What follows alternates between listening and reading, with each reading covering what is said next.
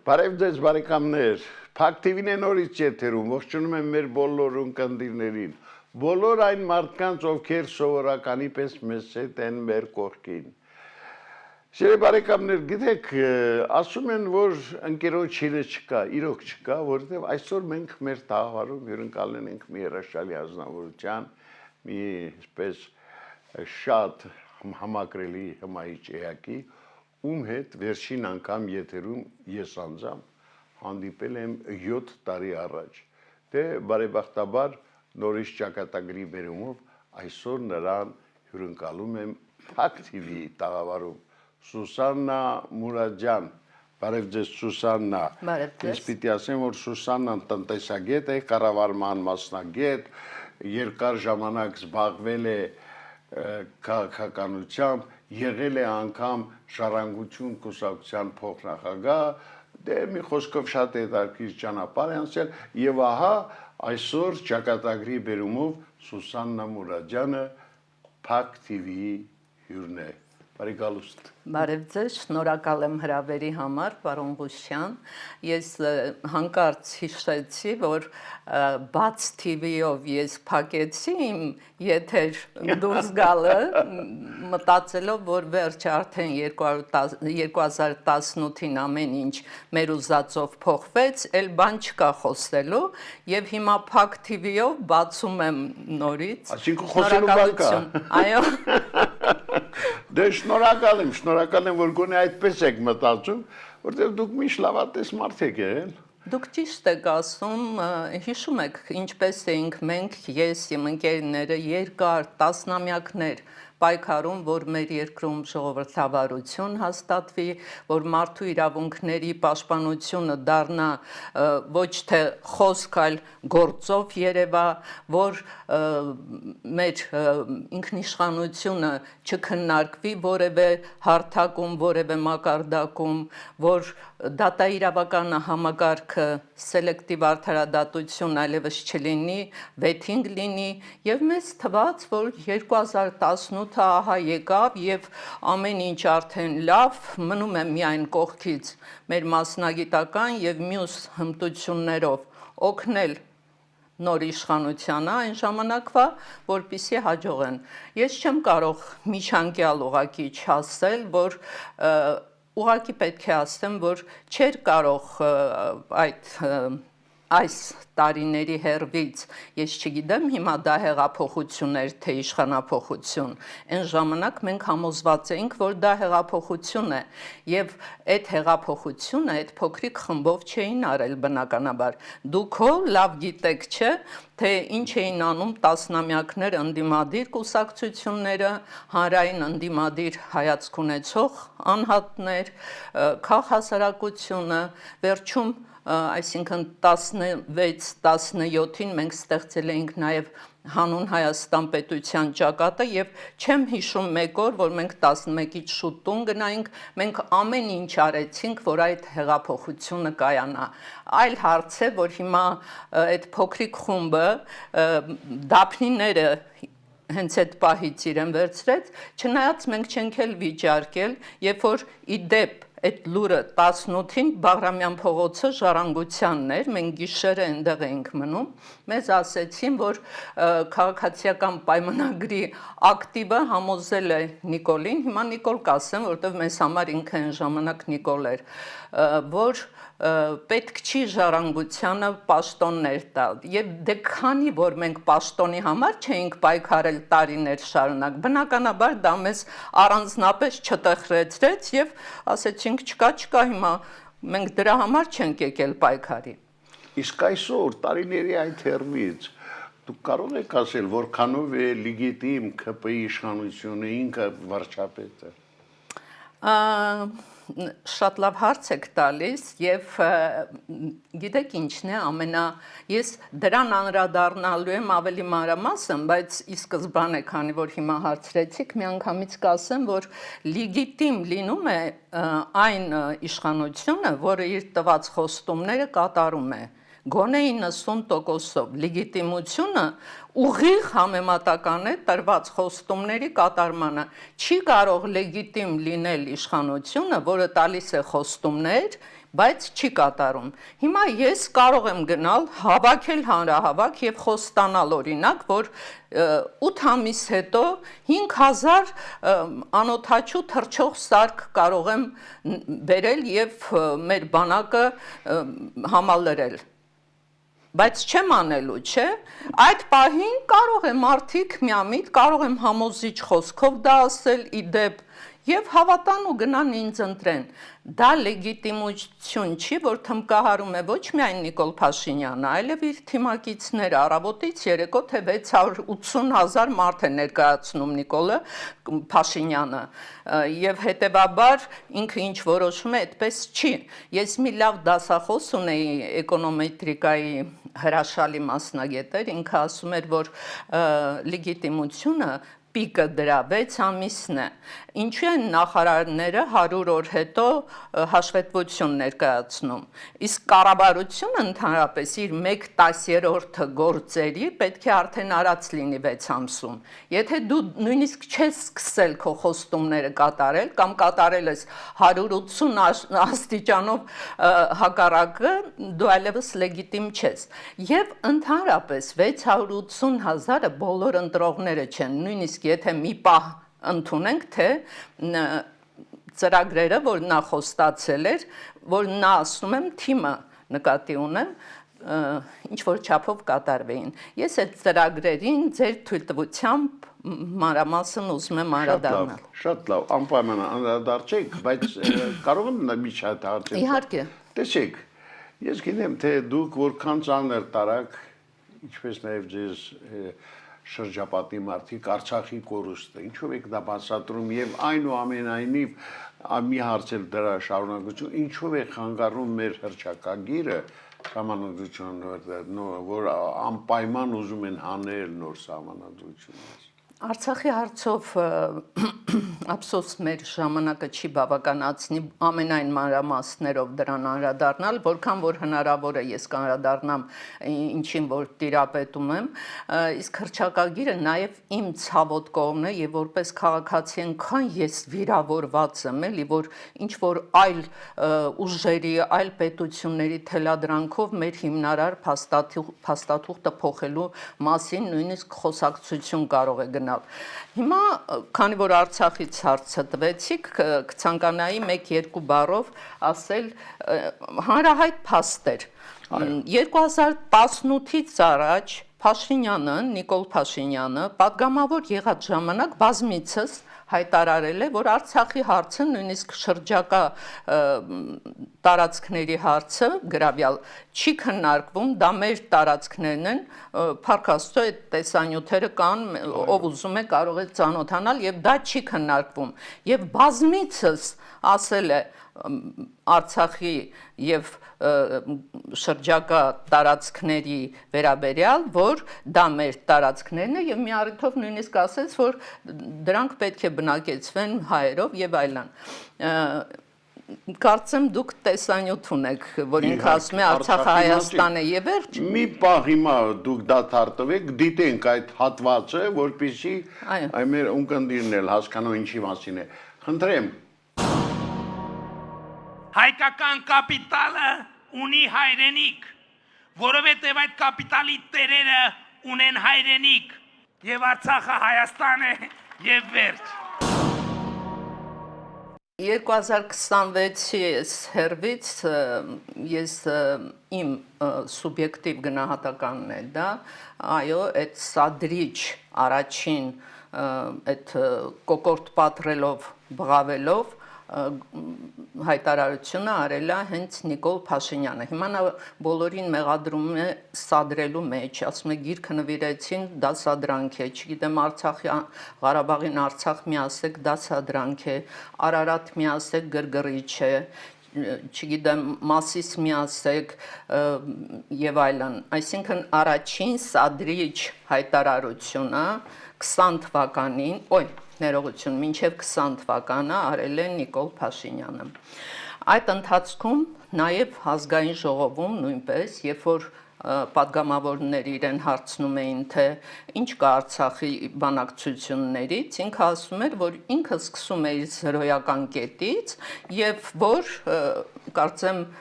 Տիգրան Ուլիխանյանը մի օր հարցրեց, թե Ուրիխանյան, ներողություն, թե ինչ եք բանակցում էլի, մեզ պատմեք այդ բանակցությունների մասին, ինքը պատասխանեց, որ ինչ ցանկանում ենք, այն էլ բանակցում ենք, այսինքն որևէ պատասխան չտվեց, մարդը ինքնավստահ էր, որ ինքը իր թիմը այնպես են բանակցում, որ կարող են սկսել զրոյական կետից եւ ինչ ցանկանան, այն էլ բանակցեն, արդեն 21-ին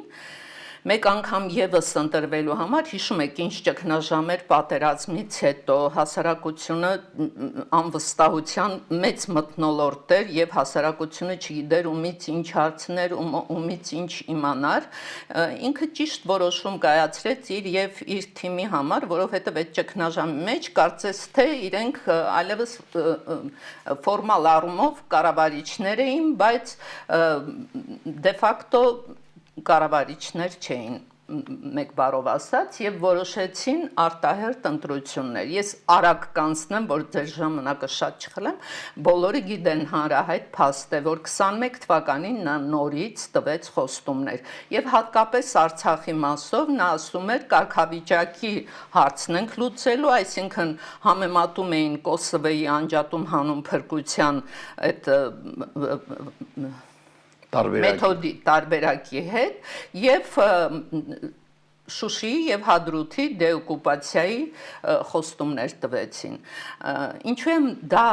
ասում, որովհետեւ 21-ին տված խոստումները, այն որ սկզբում ես ասեցի, որ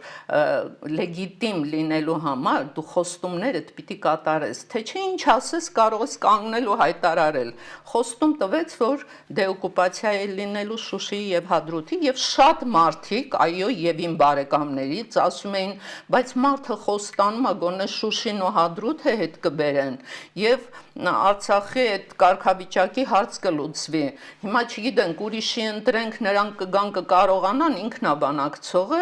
եկեք ուրեմն իրեն ընտրենք այսինքն մեկ անգամ եւս ասում եմ որ 21 թվականին ինքը ընտրվել է նորից իր տված այդ պոպուլիստական խոստումների համար իմ կարծիքով դա Այս բոլորը Արցախի հետ կապված արվել է ծրագրված փոքր աննկատ քայլերով այդ այսօրվա իմ գնահատականն է որպես առանձին մարդ կարող է ես սխալվում եմ դուք լսած կլինեք թե ինչպես են ես հիմա վստահ չեմ որ մեր իշխանությունները կամ իրանց կուրատորները դրանցից ովքեր են այդ քայլերը կազմակերպել բայց որ դա կազմակերպված էր ինձ համար ակնհայտ է նորից եմ ասում դա իմ սուբյեկտիվ կարծիքն է Արցախի հայաթափումը մենք կարող է 18-ից առաջ որևէ մեկը ձեր մոտ ասեր օրինակ որ հերիք չի որ Արցախը հայկական չի լինելու այլ էթնիկ զտում է լինելու Արցախում դուք ինչ կմտածեիք օրինակ կասեիք խելագար է չէ անհնար բան է հազարամյա Արցախը հազարամյակներ այդտեղ հայեր են ապրել ինչպես կարող է Արցախը հայաթափել ով կարող է էթնիկ զտման ենթարկել այ հենց այդ մեթոդները մեկ առաջին օրինակ Սալամիի էֆեկտը մյուս Օվերտոնի պատուհանը քաչ հայտնի բոլորիս երրորդն էլ խաշվող գորտի էֆեկտը եւ մեր խեղճ ժողովուրդը աննկատ մտավ այդ process-ի մեջ ինքն էլ չիմանալով թե ինչպես այսինքն մենք դարել ենք հանդուրժող բաների որը այլ պարագայում անհնար կարող էր թվալ մեզ համար չեք նկատել պարոն Ղուշյան հա Այդպես է թե ոչ այդպես է նայեք որպեսզի հասնեն նպատակին փուլ առ փուլ փոքրիկ քայլերով նույն նպատակին հասնում են իսկ ժողովուրդը հասարակությունը հաջորդ փուլը դիտարկում է որպես նախորդ փուլի շարունակություն ինքը չի հասկանում որ դա տանում է այն լուծմանը, որը եթե միանգամից ասվեր, ուղղակի կարող է բողոքի ահռելի տրամադրություններ ստեղծվեն։ Այո, ալիք բարձրանա։ Հիշում եք, երբ որ ինքը սկսեց խոսել նշաձողը իջեցնելու մասին։ Այո։ Չասեց, ինչքան ենք իջացնում, մինչև ուր ենք Ինչու ենք իջեցնում, իջեցնում։ ինչու ենք իջեցնում ընդհանրապես, ում պահանջով ենք իջեցնում։ Այ դա հենց այդ սալամիի էֆեկտն է, փուլերից մեկը։ Հետո գալիս է, կամաց արդեն ընտրվել է, խնդրեմ չունի ընտրվելու հետ։ Փափուկ վարձը դրեց բրծած։ Այ ընտրվել էր 21-ին, սկսեց, թե արդեն կամաց Արցախ տերմինը դարձավ Ղարաբաղ,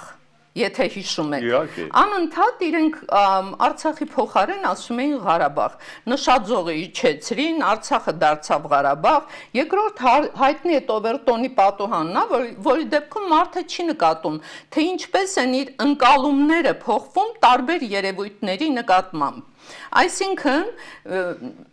իդեպ ասեմ, դա մենակ Արցախին չի վերաբերում։ Եկեղեցու հետ էլ նույն կերպ, նույն մեթոդներով։ Ես կարող եմ մտածել, որ ինստիտուտներ են աշխատել, ես այո, նորից եմ կրկնում, դա իմ սուբյեկտիվ կարծիքն է, բայց շատ տարիներ հետո իրավունք ունեմ այդ կարծիքը ունենալու։ Հետո էլ այդ ընկալումները դառնում են մեզ համար նորմա։ Մյուսը խաշխողգործ արդեն վտանգը, որ չի զգում գորտը իր սառը ջրով տաքանում խաշվում ու չի հասկանում, թե ոնց խաշվեց։ Ինչու այս բոլորը ասեցի, իմ կարծիքով այս երեք բոլոր մեխանիզմներից Հայաստանում կամ Հայաստանի կուրատորների օգնությամբ էլի Հայաստանում միաժամանակ են օգտվել եւ մեր շուրջ կատարված պրոցեսների հետևում կանգնած են կոնկրետ ուժեր եւ մարդիկ։ Գործնականում Արցախյան հարցի զարգացումները հենց այսպիսի ընթացք էլ ունեցան վերջում։ Հիշում եք, նախնական փուլում անգամ պատերազմից հետո դեռ պահպանվում էր մեր մեջ, հասարակության մեջ, թե այն թեզը, որ հնարավորություն կարող է լինել, գոնե հռետորաբանությունն էր այդպիսին, որ Արցախը կարող է հետո հնարավոր լինի մերը դառնա։ Բայց ինչի մասին է խոսքը, երբ շատերը այդ խոստմանը հավատալով 21-ին արդեն գնացին ընտրեցին եւ հետո կանգնեցին կոտրած տաշտակի առաջ։ Հաջորդ ամիսներին արդեն ընտրվելու խնդիրը լուծելուց հետո, ինչպես ասեցի, արդեն կարգավիճակի հարցը փոխվեց, Արցախի կարգավիճակի հարցը փոխվեց Ղարաբաղի հայերի իրավունքների եւ անվտանգության հարց։ Տեսնում եք տարբերությունը։ Արդեն մարդու իրավունքների, Ղարաբաղի հայերի իրավունքների եւ անվտանգության հարցեր, այլևս չկար կարգավիճակի հարց, այսինքն ինքնորոշում եւ դրա նման որևէ բան, անջատում հանուն փրկությանն էլ մոռացանք։ Այն ինչ նախկինում ներկայացում էր որպես նվազագույն պահանջ մեզ համար, դարձավ արդեն ակնկալվելիք առավելագույն արդյունք մեզ համար, այսինքն կարող է լինել այդ արդյունքը, ակնկալում էինք, որ կարող է լինել, ինչը որ մինչև 18-ը մեզ համար նվազագույն պահանջ էր։ Փաշինյանի կողմից ավելի հաճախ, դուք էլ եք հիշում, սկսեց օգտագործվել, որ Հայաստանը ճանաչում է Ադրբեջանի տարածքային ամբողջականությունը, հիշում եք։ Ինքը հայտարարեց, Արցախ-Ադրբեջան։ Բայց այնքան հաճախ էր ասում, ներառյալ Ղարաբաղը, որ հանգարտ չմոռանաք դրա մասին։ Ես հասկանում եք, տպավորություն էր, որ իրեն ասում են, որ դու դա հաճախ պիտի ասես, որ դա մտնի քո հասարակության յուրաքանչյուրի գլխի մեջ։ Եվ նա հաճախ սկսեց դրա մասին խոսել եւ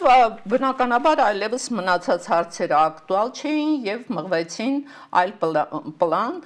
Դրա հետ միասին միջազգային հարթակներում այլևս Արցախի թեման չէր քննարկվում, այլևս դա էլ ակտուալ չէր եւ հետաքրքրություն Արցախի նկատմամբ նաեւ միջազգային հարթակներում ակնհայտ նվազեց։ Լաչինի միջանցքի փակելը նույնպես տեղավորվում է այդ իմ ասած այդ սալամի էֆեկտը։ Սկզբում իբրև թե փակել էին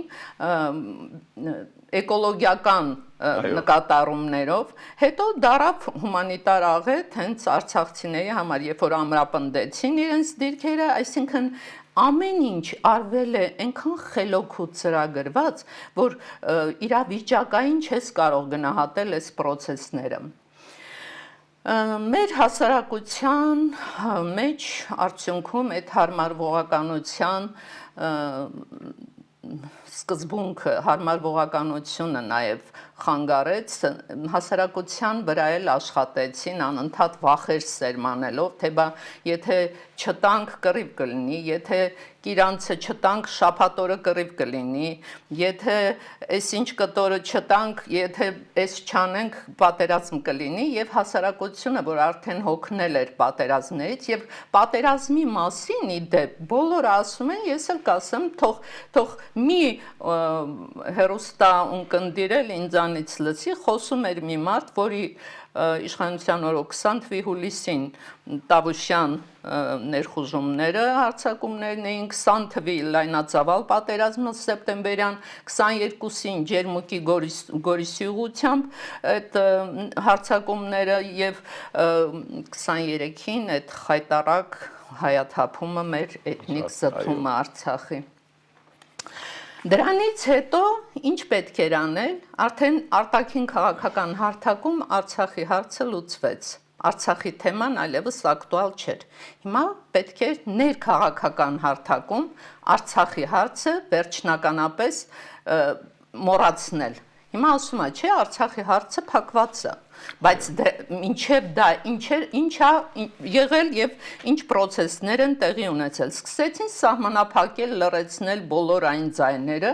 որոնք համաձայն չէին իշխանության վարած քաղաքականության հետ։ Նրանք անվանվում էին այլ երկրներից եկած էմիսարներ, չգիտեմ հիմա էլ նոր տերմիններ է հորինել, ինչ ասում, ռևիզիա են անում, խաղաղության ռևիզիոնիստներ են դրանք, չգիտեմ, պատերազմի դուռ բացողներ են, ասում է Փաշինյանը, պատերազմի կուսակցություններ, հա, պատերազմի դուռ են բացում, որևէ մեկը չի հայտարարել, որ պատերազմ է ուզում, ընդհանրապես տրամաբանության մեջ տեղավորվող չի նորմալ մարդու, որ կարող է որևէ մեկը պատերազմ ցանկանա, բայց այդպես է պետք, այդպես է ասում։ Իշխանության կենտրոնացումը ավելի իր ձեռքում, ավելի այդ բառը չեմ ուզում ասեմ, մի քիչ վիրավորական կհնչի, բաց թողեց իր ձեռքերը եւ ինչպես ուզում է ինքը կարողանում է վեր կենալ եւ ասի, որ մենք փակում ենք այդ թեման։ Այնինչ այդ թեման, ձեր թեման չի, հարգելի պարոն Փաշինյան, դա մեր թեման է բոլորի, դուք չեք կարող մեզ ասել, մենք փակում ենք այս թեման, բացում ենք այս թեման, կորցրինք Արցախը, գտանք պետություն, ես ծնվել եմ պետությունում, մի վիրավորեք մեզ, ես ունեցել եմ պետություն, այդ պետությունում կրթվել եմ, զարգացել եմ, շրջագայել եմ, ես ունեցել եմ Հայաստան, ոնց թե գտանք Հայաստան, այդ որտեղից գտաք։ Երևի ինքը գտավ։ Հա, իհարկե ինքը գտավ, ինքը որ ասում է, այո, հիշեցրիք, ասում է, այս ովքեր որ եկել են,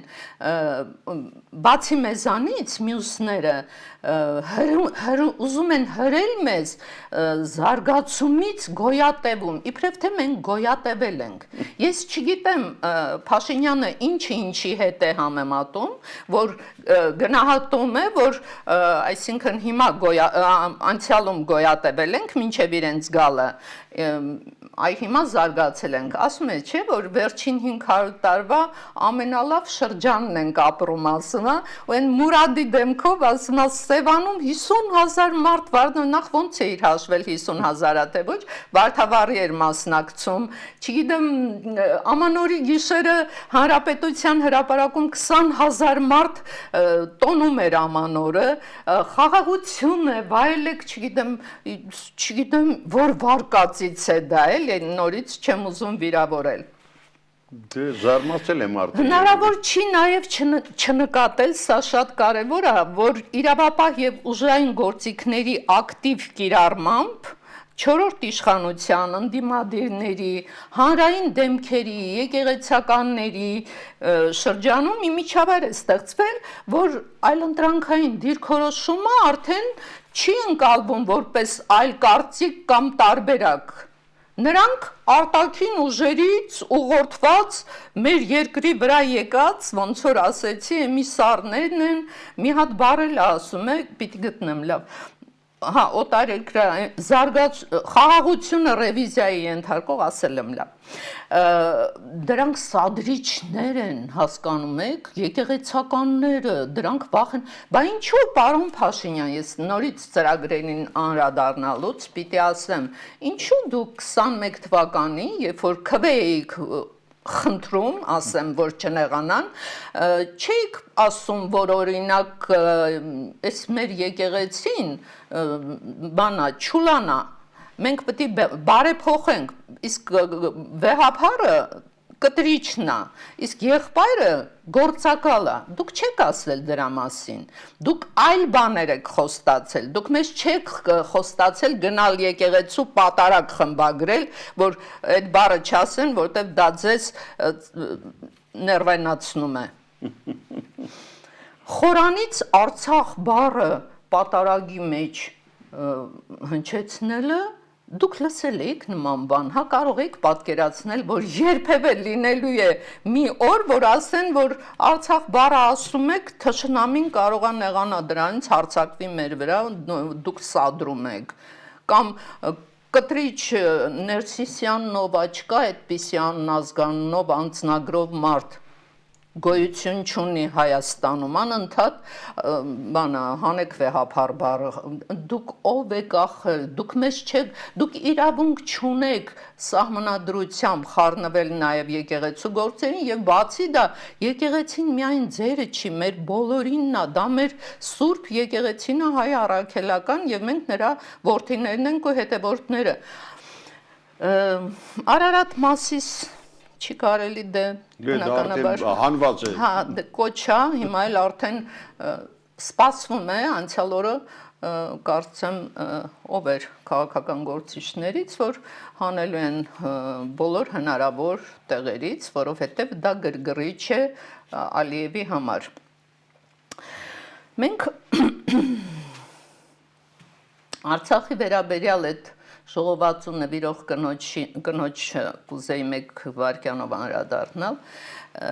նայեք, մենք ինչ էինք ուզում, խոսքի ազատություն, ժողովրդավարություն, չէ, եւ ընդհանրապես մեր պատմություն, գիրք նվիրելը, չգիտեմ ոնց կարող է, ում կողմից կարող է դիտարկվել որպես սադրիչ գործողություն, հա? Միայն սադրիչների։ Միայն սադրիչների, դուք ասեցիք։ Օրինակ Ալիևը երբ չի ալարում Երևանին Երևան ասում, չէ՞։ Ու Գյոլչա թե Գյոկչա է ասում մեր Սևանին։ Մեր Ալիևն է, հա, թող ասի, ոչինչ, մենք չենք ներվայնանում դրանից։ Արդեն դուք եք ասում մեր Ալիևը։ Չէ, ես իր բառերով եմ հաշտեսում եք, էլի։ Իր բառերով եմ, չէ, դա հումոր է իհարկե։ Նայեք Ադրբեջանի հարցերով փորձագետ Տաթևիկ Հայրապետյան կա, ինքը վերջերս հաշվել էր, որ 4 ամսվա ընթացքում Ազերթաչ ադրբեջանական պետական հեռուստաընկերությունը 137 անգամ Հայաստանի Հանրապետության տարածքը անվանել է Արևմտյան Ադրբեջան։ Մենք չենք սադրիչ չի, չէ, դա չենք ներվայնանում դրանից։ Թե մենք իրավունք չունենք, հա, ներվայնանալու, արդեն դա էլ մենք պետքա գլխահակ լսենք, թե մեր հողի մեր տարածքի մասին ինչեր են ասում, կամ իրենց բուհերում քննարկումներ են անում Արևմտյան Ադրբեջան թեմաներով, կոնֆերանսներ են անում, դպրոցներում շարադրություններ են հանձնարարում այդ թեմաներով, նկարչական ցուցահանդեսներ են անում, սադրում են մեզ, թե մենք չենք սադրվում, հա? Միայն մեզ է վերաբերում, ուրեմն հարևաններին հանգարտ չգրգռել իր ասած բառերով։ Փաստորեն, երբ որ դա կողքի հանրապետությունում են ասում, դա խաղաղության կոմպոնենտ է, երբ որ ասում են, որ մեր 300,000 եղբայրները պիտի գնան իրանց տները, եւ իրանք անկաշկանդ գալիս են Ամասիայում, ման են գալիս, որևէ մեկը իրավունք չունի մոտենալ նրանց մի բան ասել, որովհետեւ այդպիսի քաղաքականություն է տարվում։ Ցավոք մեր վարչապետը խաղաղության իմիտացիան ստեղծելա ու մեզ դրա գերին է դարձրել, չգիտես ինչի ես համոզված եմ, որ ինքն էլ չի հավատում այդ իր թեզին, որովհետև եթե հավատար, նախ ասում էր եկել է խաղաղությունը եւ իր նախարարներից մեկը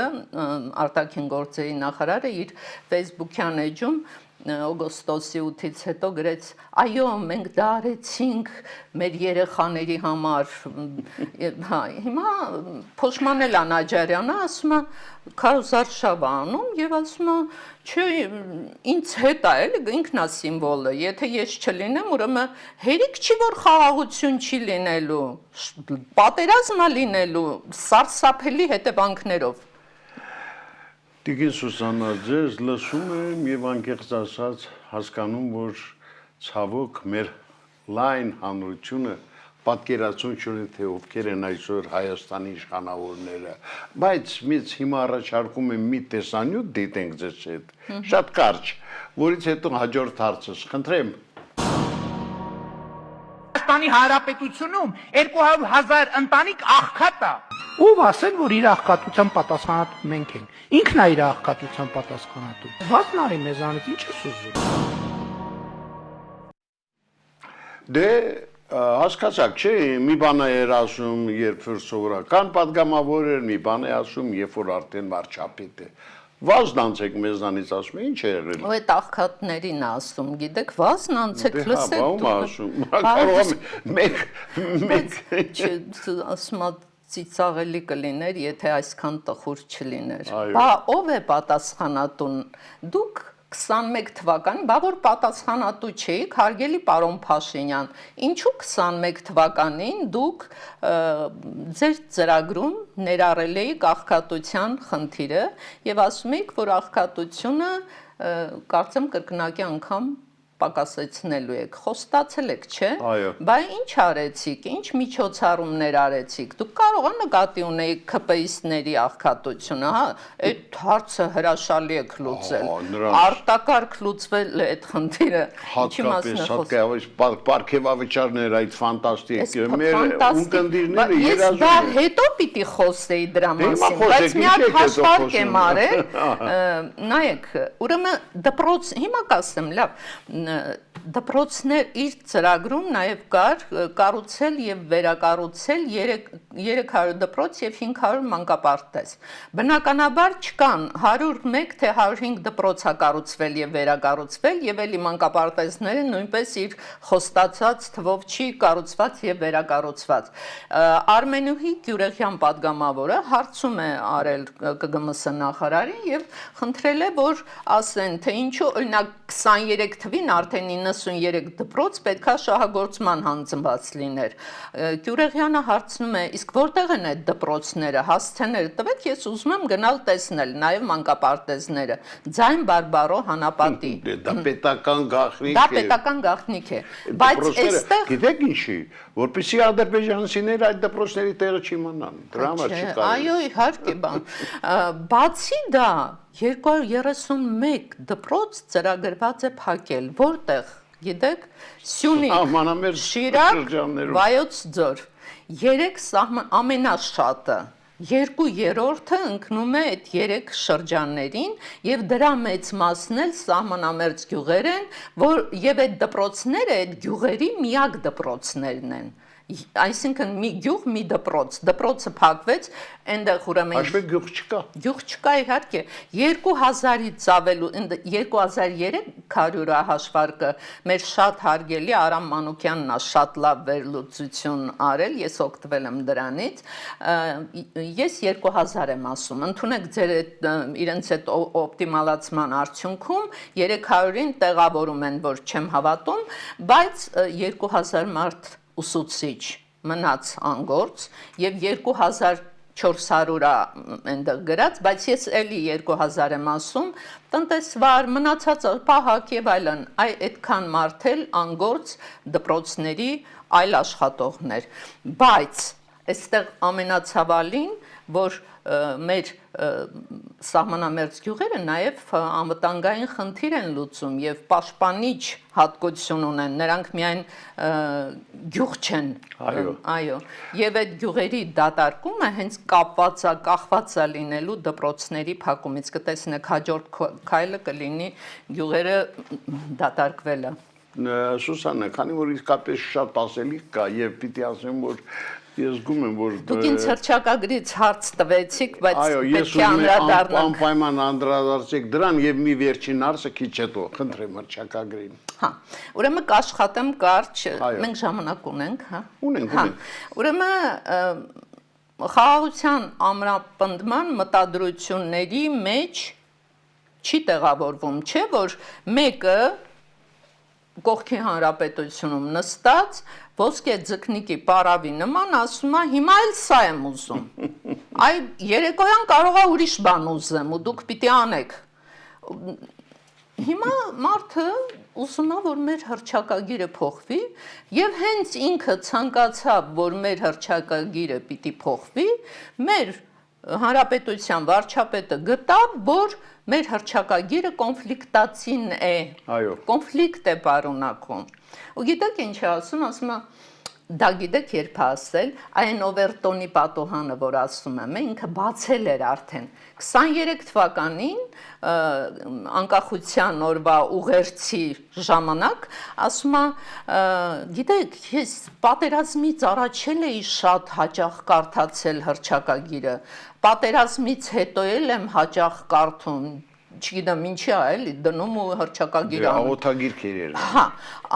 եւ տարբեր անգամներ ես տարբեր ընկալումներ եմ ունեցել այդ հռչակագրի վերաբերյալ։ Այն Օվերտոնի պատոհանը բացել է ինքը արդեն այն ժամանակ, ու հիմա արդեն 20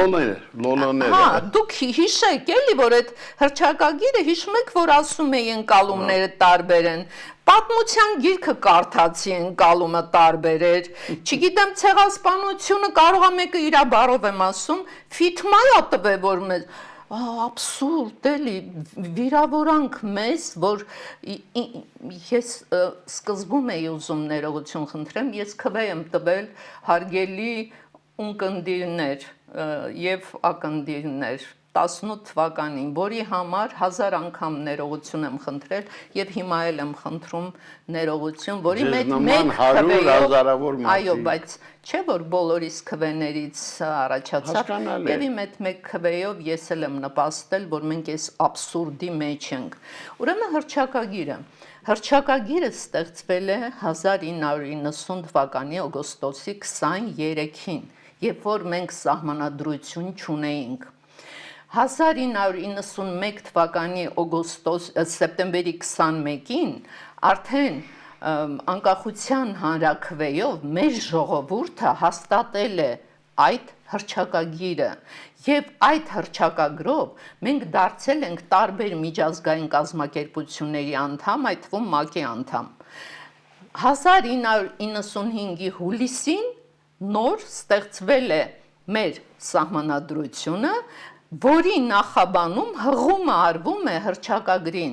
Հռչակագիրը մեր ողնաշարն է, որ պատկերավոր ասեմ, ոնց որ մի տան շենքի հիմքը քանդես ու հույս ունենաս, որ շենքը կամ տունը պիտի կանգուն մնա, հնարավոր չի ուղղակի եւ որևէ մեկի կապրիզով մենք չենք կարող այդ իրավական մեր կարևոր հենքը հիմքը քանդել։ Հենց մեր ՍԴԿ-ում որպես առաջի կարևորության փաստաթուղթ դրված է հռչակագիրը, հետո սահմանադրությունը, հետո նոր մնացած փաստաթղթերը իրավական։ Այսինքն ամենակարևոր փաստաթուղթը դու ասում ես կոնֆլիկտացին է, Ոնց իմացաք, էլի, ով ձեզ հուշեց, ոնց է որ մենք ոչ մի բան մնացածներս չէինք նկատել, 1000 անգամ ավելի խելոք մարդիկ ձեզանից բնականաբար համեմատելու էլ չի գիտնականներ, պատմաբաններ չէին նկատել, որ կոնֆլիկտածին է, դուք եկաք ու հանկարծ նկատեցիք, որ մեր անկախության հռչակագիրը կոնֆլիկտածին է փաստորեն։ Դե ես հասկանում եմ իհարկե շատ ցավոտ հարց է, բայց նորից եմ կրկնում, քանի որ ժամանակը այսպես արագ է անցնում, մի հարց ուզում եմ անպայման ձեզ տալ։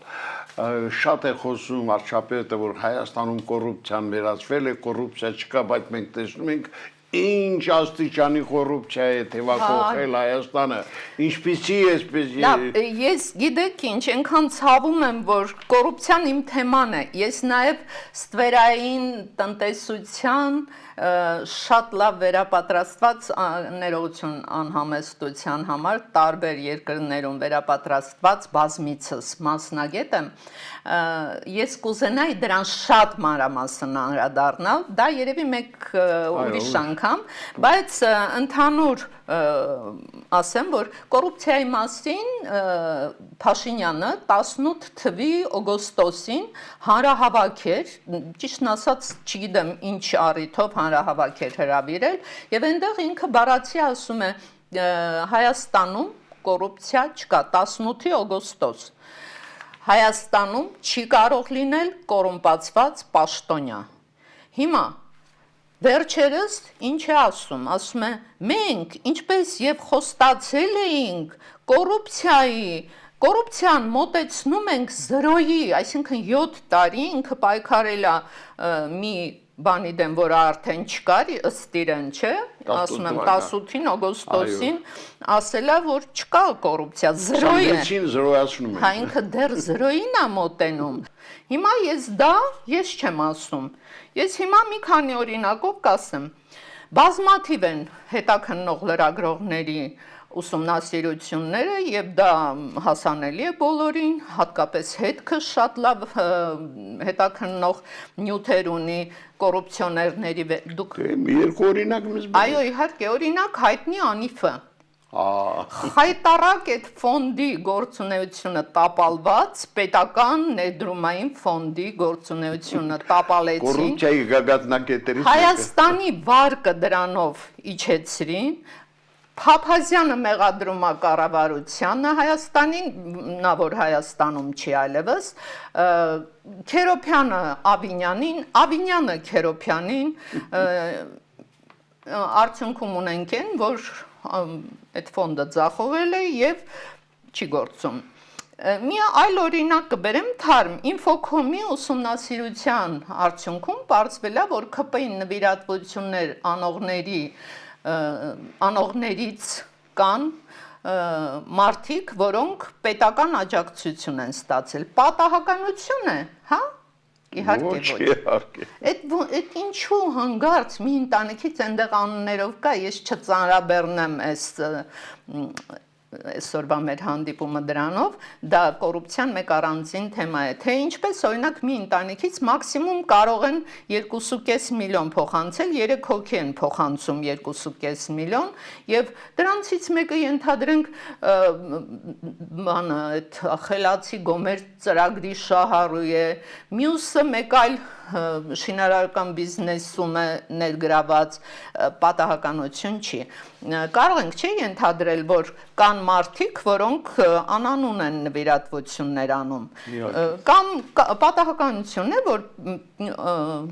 օրինակ փոխքաղաքապետի հայրը 71-72 տարեկանում ստանում է 1.5 միլիարդ դրամ վարկ եւ 102 միլիոն, եթե չեմ սխալվում,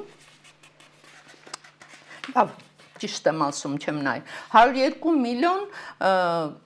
սուբսիդիա պետական, հասկանում եք, անհնար բան է, դա այլ պարագայում, դե թող մի 70 տարեկան այլ մեկը գնա եւ խնդրի 1 միլիոն դրամ վարկ, ոչ թե 1.5 միլիարդ դրամ, կամ Պատահականությունն է, որ շատ չեմ թվի անունները, բայց ես ունեմ պաշտոնյաների մայրերը եւ հայրերը հանկարծ 18-ից հետո ներկա պաշտոնյաների մասն է խոսքը սենց բուրըն ցանկություն առաջացավ իրենց մեջ առանձնատներ կառուցել դղյակներ շատ պատահական իրենց մոտ այդ ցանկությունը առաջացավ ինձ մոտ նաեւ ես նշել էի Փաշինյանի հարազատ եղբոր մասին մինչ դա հիշում եք այս Քարոզ Արշավի շրջանակներում Արամ Հովանեսյանի դղյակը որ ցույց տվեցին ինքն էլ ձեռքով հրեց թե նկարվում ենք միասան հետո լրագրողը հարցնում է իրեն ինչու բա Արամ Հովանեսյանն էլ ներգրաված չէ այդ ապօրինի գույքի բռնագանձման ցանկում ասում է դե երբեմն նախկին պաշտոնյաներին պետք է թույլ տալ որ իրենց կյանքով ապրեն դե հիմա ես հարց եմ տալիս այդ երբեմնը որ դեպքերում է ինչ չափորոշիչներով է չափվում X պաշտոնյային չենք թողնում իր կյանքով ապրի բայց Y պաշտոնյային թողնում ենք իր կյանքով ապրի բայց ես այդ ֆիրմայի անունը պետք է գտնեմ ձեզ ասեմ կներեք Ես նկատել եմ դուք լավ թղթապանակ ունեք եւ կարելի է ասել որ դա պետք է առանձին մի հաղորդումով օգտագործել Այո չէ տաննա այն լավ թղթապանակը Մինչ այդ ուրեմն Թաքուհի Թովմասյանը հարց է օրինակ տալիս ԿՊ խմբակցության ղեկավարին ասում է արդյոք ձեր կինը կդառնար հայ փոստի տնօրեն եթե դուք չլինեիք պետական պաշտոնյա բարձրաստիճան նա վիրավորում է կարծեմ Թաքուհի Թովմասյանին փոխանակարցին պատասխանի ասում է դուք որտեղից եք առել ձեր տները թե ինչ կապ ուներ հարցի հետ ես էլ եմ տալիս նույն հարցը պարոն Կոնջորյան եթե դուք չլինեիք պետական պաշտոնյա արդյոք ձեր կինը կդառնար հայ փոստի տնօրեն այդ հարցը ինձ էլ է շատ հետաքրքրում հիմա 7-8 ամիս առաջ ստեղծվել է մի ընկերություն Ռոզելին Բայկոկ չի կարող հիշել դրա մարեի փնտրում որը կազատվի 81.5 միլիոն դրամ մաքսատուրք վճարելուց դա ֆակտոր է եմնապարսել Ռոզելին այո Դե վազելինով Այո, այդ ընկերությունը 7-8 ամիս առաջ է ստեղծվել, բայց ամենակարևորն ինչն է, դա Խաչիկ Քոքոբելյանին Խաչատուր գիտեք։ Իր եղբոր տղա Յուրիկ Քոքոբելյանի սեփական ընկերությունն է, որտեղ ՍՊ-ի տնօրեն է աշխատում, Արգիշտի 2 ՍՊ-ի տնօրեն եւ Միթարգո ընկերությունների տնօրեն է աշխատում վարչապետի եղբայրը։ Մի քանի Այս երկուս հիմա երկու ՍՊ էստեղ Յուրի Քոքոբելյանի ուրեմն ՍՊ-ներում ես չգիտեմ ՍՊ-ը թե ՓԲ էստեղ գրված է Արգիշտի 2 եւ Միթարգո Ինչպես նաև Քոքոբելյանի հոր Վաչի Քոքոբելյանին պատկանող ընկերության Մինամայա այդ ընկերությունը նրան է պատկանում Քոքոբելյանի հայրիկին Մինամայա ընկերության տնօրենն է նորից Փաշինյանի եղբայրը Այստեղ եղավ արդեն 3 ընկերություն Միթ Արգո Մինամայա եւ այն մեկը Վազելինը Հա, եւ Արգիշտի 2-ը։ Հիմա պատահականություն է արդյոք, որ հենց այդ ընկերությունը 81.5 միլիոն դրամ մաքսատուրք վճարելուց ազատվում է, չէ՞։ Բայց մեկ այլ ընկերություն օրինակ չի ազատվում։ Դե ինչ է պատահական։ Դե կարող է ասեն պատահականություն է, մենք ընկերությունն է, ուզում ենք աջակցենք, պետական աջակցություն։ Որոշ ընկերությունները թույլ են տալիս, որ իրենց կյանքով ապրեն, հասկանալի։ Ես ուղղակի կոռուպցիայի թեմայով մեկ բառով ասեմ, որ ես չգիտեմ մեր երկրում ապագա կա, ապագա չկա, ապագա մեծ հարցականի տակ է, բայց որ կոռուպցիա կա եւ ծաղկում է, դա աքսիոմա է։ Եղավ։ Շնորհակալ եմ այսօրվա համար, ջերի բարեկամներ, դուք հասկացաք, որ մենք շատ հրաշալի հյուր ունեինք, Սուսաննա Մուրադյանն էր, հանրային հասարակական գործիչ,